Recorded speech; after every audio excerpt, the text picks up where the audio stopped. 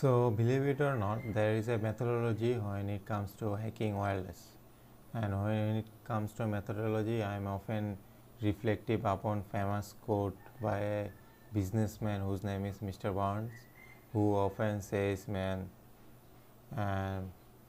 who often says, make sure that you release the hounds. Meaning, let's go after this thing full-heartedly, and a lot of the time we can do that without being very active as well. So in this lecture we are going to go through and we are going to take a look at the method to the madness, and that's we are going in first. Look at how do we find the Wi-Fi network doing the Wi-Fi. So then we will take a look at the GPS mapping. What I mean by this is being able to obviously pinpoint where the Wi-Fi networks are located. This isn't like a cable that you can actually trace by yourself.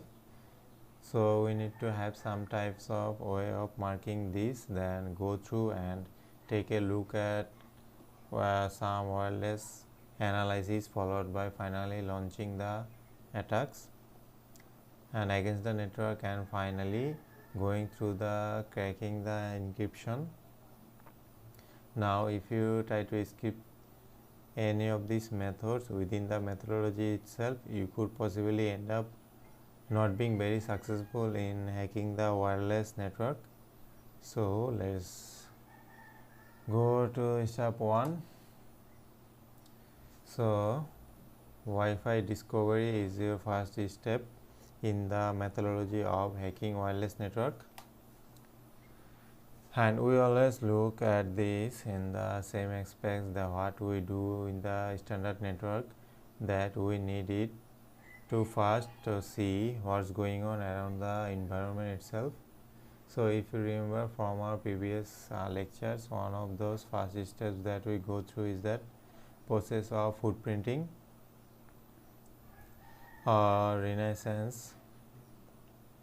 All we are doing that here is just take a look around, and I would like to refer this process is kind of like a looky-loo. If you are not familiar with this term, let me give you a description in my way. It just so happens that if you are in a freeway driving down the road and there is an accident, on the other you can see the accident on the other side, but if you cannot see it yourself, so you are required to slow down to see if you can see what's going on there by slowing down the traffic on the opposite side, which is nothing but totally frustrating at some of the road rage or refer to these fogs. Doesn't you remember, you understand the network itself to do that a couple of different ways. So first way is to you can use a passive method. So if you remember, we previous lecture as well, a passive is just sniffing the airwaves and seems what is there is not, and the thing is we are not hitting anybody, we are not trying to connect with any access point, we are just looking on the airwave itself. Then we also have obviously active, which is obviously a little bit more intrusive. Maybe I send out a proper request to an SSID to see if an access point responds. Either way, accomplish footprinting, you are going to need a couple of things. So either you use your built-in Wi-Fi network cards or your laptops or your tablets. Now there is some limitation to this. It is based off of where referred to the chipset, and for the manufacturer, which we will talk about a little bit later, the limitation of built Wi-Fi.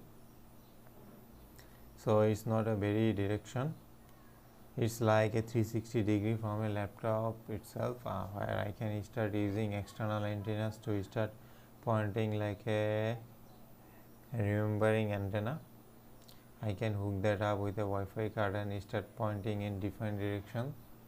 And the other thing is that I'm going to need here is obviously an application, and yes, As you see, you get the word from this lecture. Some of these desktop application and some of the newer one actually based of the mobile.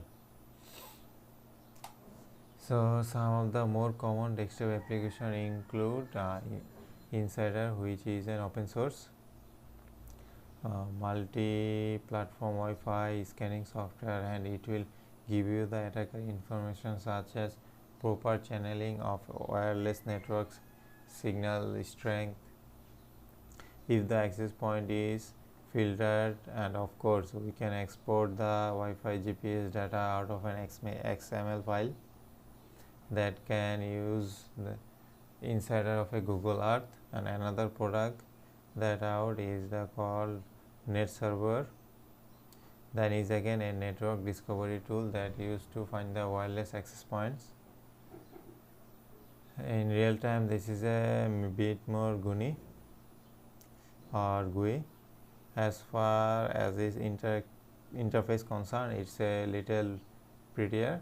There is also this BizTumbler, which does the same thing by looking for the access points, so that we can export the information, and the information in the imported in a Google Earth, so we can look for the signal strength.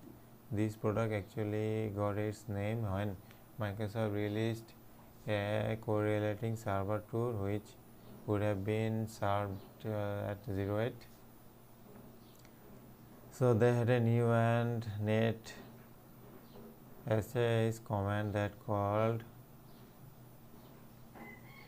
google.net, and this requires the DSID, and it uses that command to get all the wireless information. And google.net is one of my favorite ones. In fact, I'll show you a little bit about this google.net the future lectures. So google.net is an open platform that also uses a website for collecting information about different wireless hotspots around the world. It actually started back in 2000, and by 2013 they had over 170 million recorded Wi-Fi networks in its database, and other one similar like 107 million, and 105 has GPS coordinates. We also have something called Kismet. Kismet is a layer 2 wireless network, detector, sniffer, and ID's environment. There are also iStumbler. This is the final one. This is actually a discovery tool that provides the plugin for finding not only access point but also Bluetooth devices, location information, and Mac devices. So they have a mobile version is called MiniStumbler, and that uses to run in the old way. So I'm going to bring back some of the memories here. Maybe remember the iPad by HP, one of the fast and real old devices. And speaking of mobile, we have a couple of different products both in the Android side and on the Apple side as well. So we have a Wi-Fi manager as well as Wi-Fi fun inside as a. So there is also network signal info. There is a Wi-Fi radar, as well as there is a MiniStumbler and the Wi-Fi analyzer and the Wi-Fi analyzer tool, and I'm sure there is probably even more since the recording of this. So it's like they are coming out dailies now. So it's at least 2 of these 3 things. So again, remember some types of antenna, either the built-in one or external one. It's a piece of hardware that we can get look at it. So I'm sure this is the final topic. So sure everyone is familiar with GPS or global positioning system. So this is a very old satellite that uses in space, right? And they help to determine where we are located or where something is located. Well, taking this technology along with the wireless technology, we can actually go and look at the star mapping and look at some of the networks that either we can remember for ourselves or share with others. Now again, GPS receiver gonna just simply go through and calculate position, time, velocity to help pinpoint where the network is located. Now some of the tools that we can use for is includes Wiggle.net that we already mentioned, and I'm going to show you some of the wiggles in future. So there is a Wiggle and have a Skyhook, and Skyhook is a very big data company that based out of Boston, and originally they were started up a database for gathering access points for wardrobing fogs. Since they have gone up to the provided location-based services for companies like Apple, Samsung, and HP, Dell, and almost any other mapping products out there that like MapQuest. And some of these concepts are this application come around from the aspect of marketing. For example, when you walk into a local retail store, maybe Skyhook has determined via your Samsung device that you are at a local, so you market and go and you get an ad from that butcher.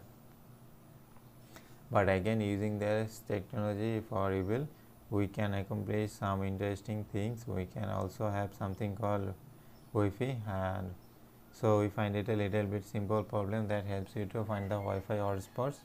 So you can either install it or search it out hotspot near you.